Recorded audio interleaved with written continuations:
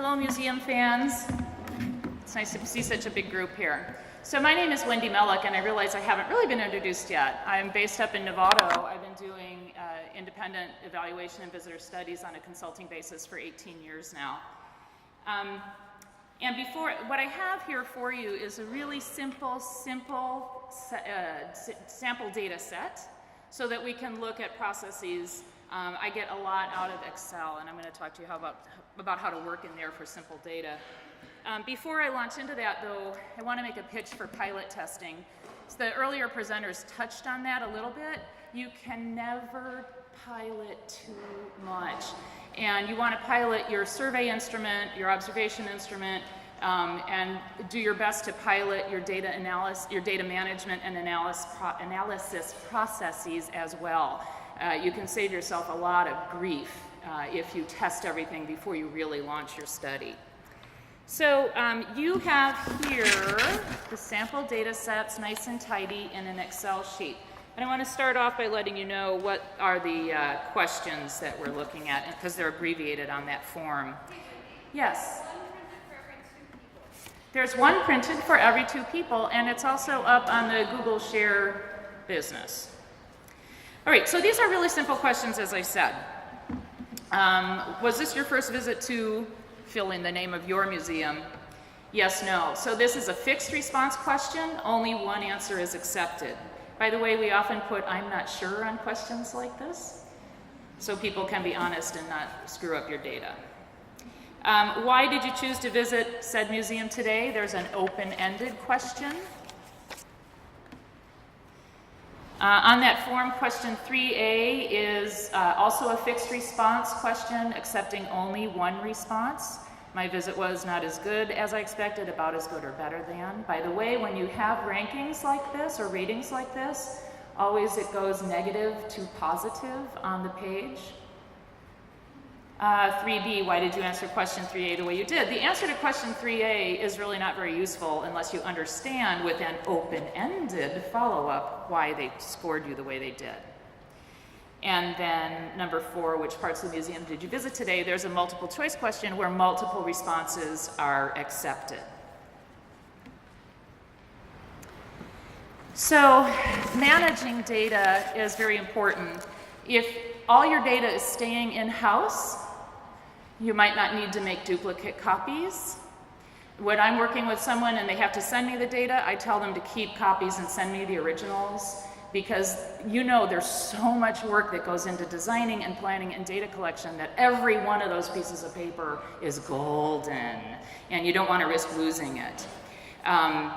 Working electronically is nice. If you have an online survey, your data collection and your data entry is all the same thing, which is very efficient, but not always possible to do on the floor. So SurveyMonkey is good to use even if you've done your survey on paper. You can do your data entry into an identical SurveyMonkey instrument, and that way it automatically spits it out for you in an Excel. And depending on the kinds of data you've got, their summary report can make the little charts for you. I find that the charts don't always satisfy me and they're hard to manipulate, so I don't usually use their summative or their little summary reports, but they can be very useful and quick. So especially if you've got a lot of fixed response questions, that's a real quick way to get at what your findings will be. Even if you're not entering data into the SurveyMonkey to get it into Excel, you can enter it right into Excel. And I use Excel with a lot of people because it's simple. Most people know how to drive it. Most people have it. You can share files really easily, and it actually is really powerful. I've done some high-end difficult analysis in there, but my husband's a programmer, so I'm cheating. Let's see here. After you have all your data in, and I'm recommending Excel again because it's simple, and I think when people are working in-house, you are going to be working with pretty straightforward data in most cases. And so when you have it all lined up in Excel and can scan it, that's a chance to clean it up before you dig in and start doing your coding and analysis. Especially when you've got paper instruments, and depending on how you're doing your data collection, you can get some just goofy, silly stuff that people are just goofing around and they're not serious, or people might not be being silly, but they might have left a big portion of it empty. So depending on the study I'm doing, if they've skipped the demographics, I just can't use it. So there might be things you have to toss before you start doing your coding and analysis, and that's really standard fare. So it's good to clean it up before you start digging in. Coding has also really been nicely described and referred to already today. It's basically identifying, describing, and labeling your data, and we're going to dig into that in a little bit more depth right now. So the fixed response data on your sample questions, the questions, oh, I'm sorry, I'm ahead of myself. Questions 1, have you been there or not? Now, can we pull those up on the screen? Can you all see your sheet well enough? Are you not sharing too much? Because we can put this up on the screen if we need to, but otherwise I can walk you through it. So you will see, and I'm assuming that you have at least rudimentary working knowledge of Excel and know what Excel sheets look like. That's not true for everyone, but I'm going to assume that most of you are in that boat. Column A on that first page, you will notice, has what's called a case number. This has been referred to obliquely already today by when you attach your data once it's in your Excel sheet, the way you attach it back to that original page such that if questions come up and you need to go back to the original source is called a case number. So you will assign a case number to every single interview form or survey form or observation. Each one of those is a case. So you write the number right on that piece of paper and you also enter it in your Excel there or build that into your SurveyMonkey for data entry if you want to. That second column B is our first fixed response, only one response accepted question, and that's, was this your first visit, yes or no? So the code for yes is 1, and the code for no is 2. It's very simple. Once you put it in numerically like that, you can use the formula that I've described at the bottom to have it spit out for you what's the tally, and then you can apply percentages if your sample's big enough. This is just a teeny tiny sample of 12 respondents. If I only had 12 respondents, I wouldn't be crunching the percentages. That would be silly. But when you've got bigger numbers, it makes sense. The other fixed response, one response accepted, is in column D, question 3A. That, 3 different, it wasn't as good, it was as good or better than I expected. Again, the secret codes are 1, 2, and 3. Very simple. So let's see, next. Coding open-ended data, and actually the work that they did with the reflections at the exhibit that we just heard about is exactly this process. It's coding open-ended data. So the first thing you want to do is get familiar with it. Like they read all of it, 2 or 3 times. And when you read the data to see what emerges from it is roughly called grounded theory.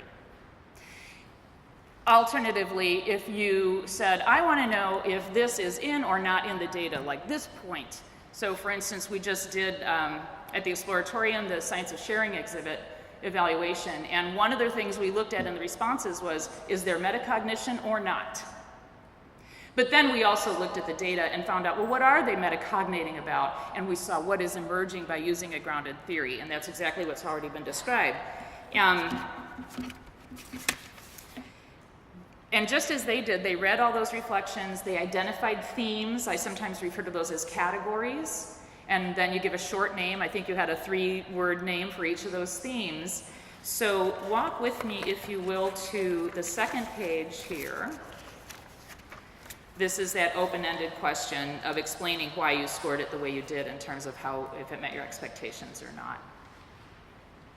So the slide you saw before, she had little X's on the other half. So because one response can fall into more than one of your themes, it's nice to lay it out like you see here. And I don't use numeric codes because I get confused. That's hard for my little brain. I use narrative codes like they were suggesting so I can keep track of it. So each one of those columns, F through M, contains a different one of those themes or categories. I don't use an X in there, I use a digit 1 to mark when one of those responses falls into one of those columns, because then I can run the formula and it can do the tally for me. If I did try it with X's when I was new and it didn't work. Now they've got their own database, so it's going to operate somewhat differently, but this is a good way to work in Excel.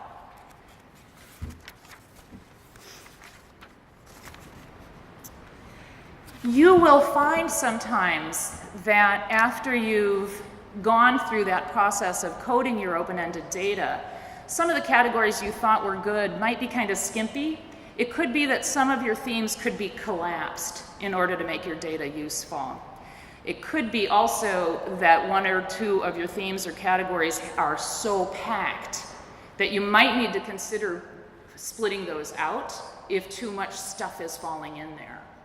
The other column, by the way, is for singletons at first. But then you might find, okay, I've got 100 responses and there are only 2 that mention this. Maybe if that's not a real significant thing, that could be relegated to the other column as well. It's not unusual to have to go back and sort of re-sift and either make it more or less granular. Let's see here. Yes? So the categories going across the top, are those aspects of the project that were defined in advance? I want to know about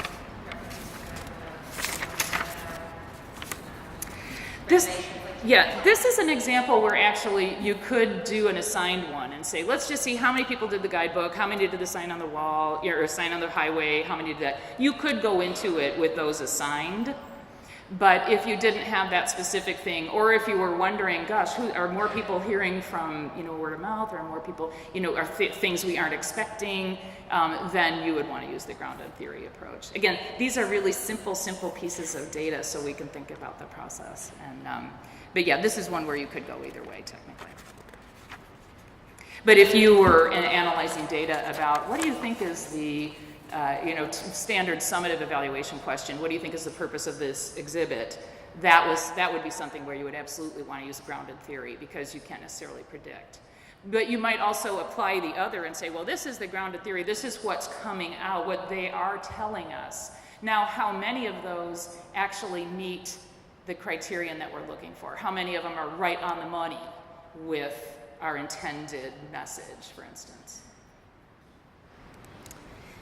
Let's see, and then the very last page is also pretty straightforward, this fixed response with multiple responses. Oh, I'm sorry, we already did touch on that.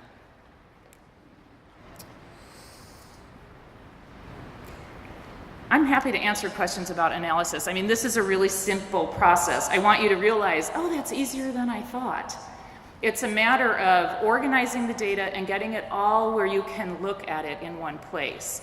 I like to, and once I do that, particularly for fixed response questions, it's easier for me to look at it and understand what it's saying after I put it like in a bar graph.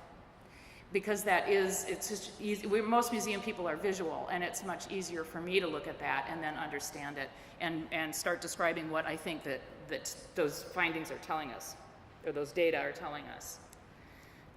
When it comes to some reporting basics, the older I get, the more I realize that less is more. I always felt like, oh, I've got to give you a zillion quotes because I want to be very transparent about how I'm coming to these conclusions.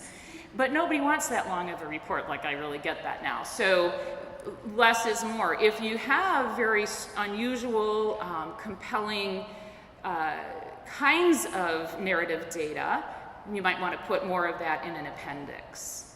But in the body of the report, less is more. It makes it much easier for people to really learn from what you've done.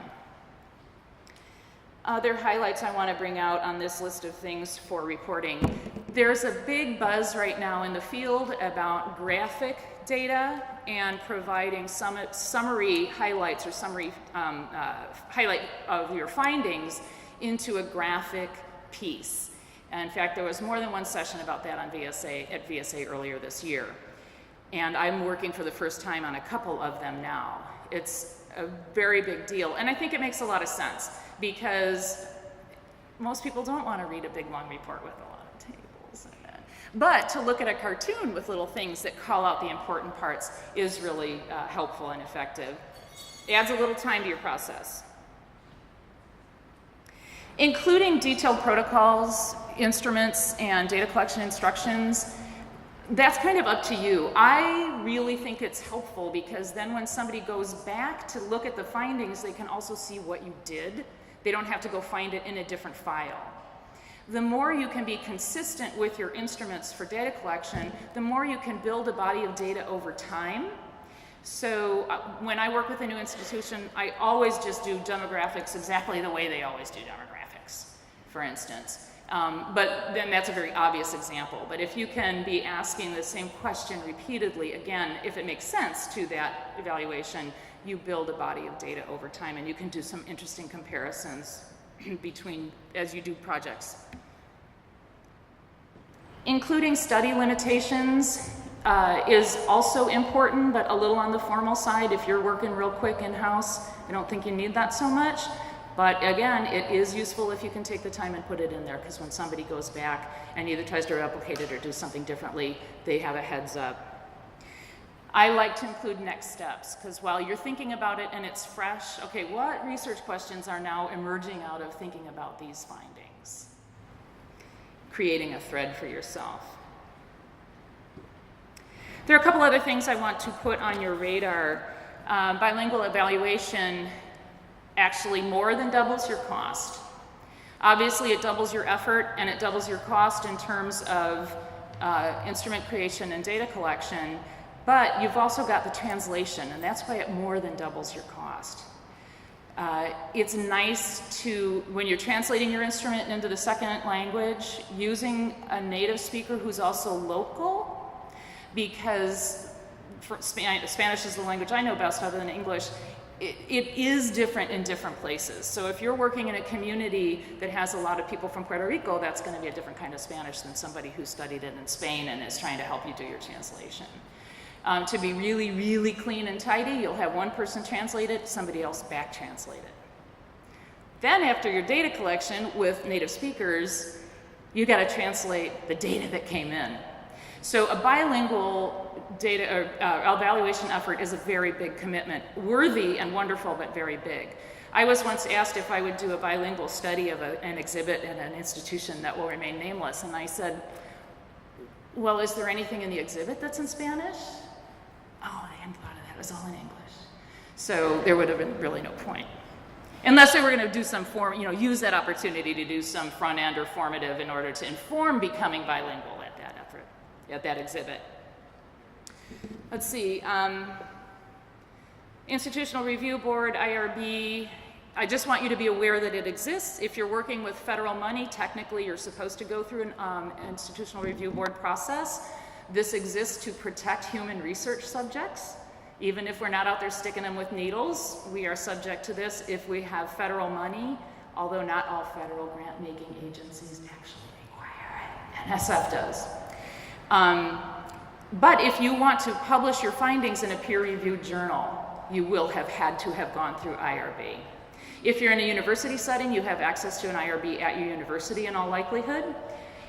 If not, there are commercial enterprises that do that. I've been using one. I'm happy to talk to anybody who's going to be in that realm. It's not as common for a do-it-yourself project. I mentioned briefly culturally responsive evaluation. This is another biggie that's coming into our field more and more, and rightly so. If we don't take into account the cultural context in which we're working and in which our subjects are living and operating, we really have to question the validity of the data and the findings. So this is taking hold in a big way right now in the field. We heard a little bit about working on federal property because they don't want you to detain the public on federal property. I have found that with National Park Service, it kind of depends on who the ranger is and how much they're going to let you ride under. You didn't hear me say that. Army Corps of Engineers, very strict. A big surprise. And then this last one, I really hope that you will remember and visit. This is a manual, sort of a primer and a manual that I created a couple years ago for the San Luis Obispo Museum of Art. It's intended for do-it-yourself evaluation projects. It has lots of sample questions, lots of sample survey instruments. It's basically a primer on lots and lots of evaluation techniques that I think can be taken on in-house.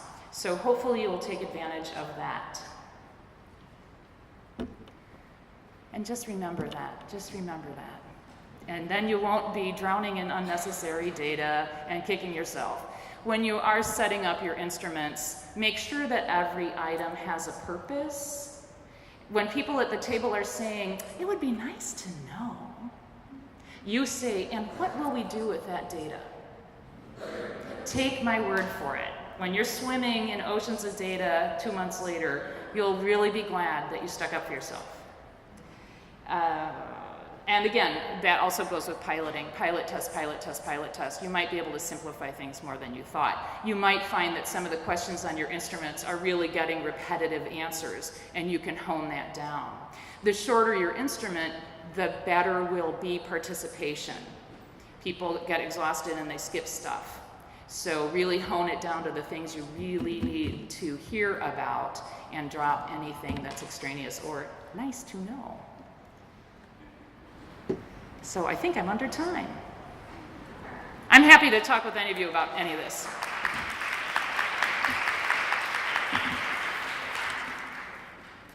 Thanks, Wendy. Oh, I'm sorry, can I make one more pitch? Yes. I brought some resources. This looks scarier than it is. It's a new edition. I haven't gotten all the way through it, but very, very good stuff, and some really good work, including the history of culturally responsive evaluation. It's called, so heavy. It's the Handbook of Practical Program Evaluation, Catherine Newcomer et al. This is the NSF informal science framework that Maya mentioned, with those 5 categories of impacts. Happy to share it with you. It's also online for free, and I will share those links with you because I don't think I have yet. Summative Evaluation Bible, Beverly Sorrell, Paying Attention. Highly, highly, highly recommended. We've seen some little snippets of it already in the presentations. Some of the stuff that we've heard about, sweep rate, diligent visitor, not useful in very large exhibitions. Happy to talk with you about that some more too. Okay, thank you. Yeah, thank you.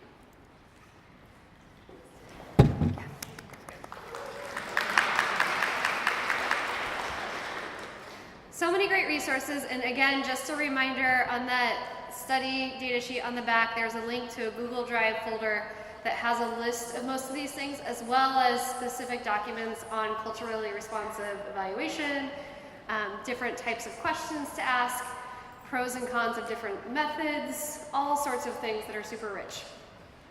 And now we get to do a really fun thing, which is transition out of this room and into the galleries so we can look at prototyping in action. Before you do anything, let me just tell you a couple important things. One is you should take all of your things with you. 2 is that we have some lovely people walking around handing out bright blue papers. And these bright blue papers are our evaluation about DIY evaluation. And we're handing them to you now because when we get into the gallery, it's going to be crazy. If you see any Cultural Connections board member, we all have these name badges on. You can just hand us an evaluation. You don't have to fill it out now if you're going to come over to the gallery with us. You can fill it out later, but we just wanted to give them to you now. And then, Maya, did you want to tell us? I don't know where we're going. Yeah. So the prototyping gallery is in this corner of the building. And the best way to get there is you can go straight out here across the loggia into the Korean galleries and then turn left. And when you get to the corner gallery, you'll know because there's paper instead of printed signs on the walls. If you need to go to the bathroom first, it's out this door. You can go all the way around the building to get there, but it's probably faster to go through the loggia and then turn left once you get into the Korean galleries. Thanks. All right, thanks. And can we get one more last round of applause for all of our presenters? Thank you.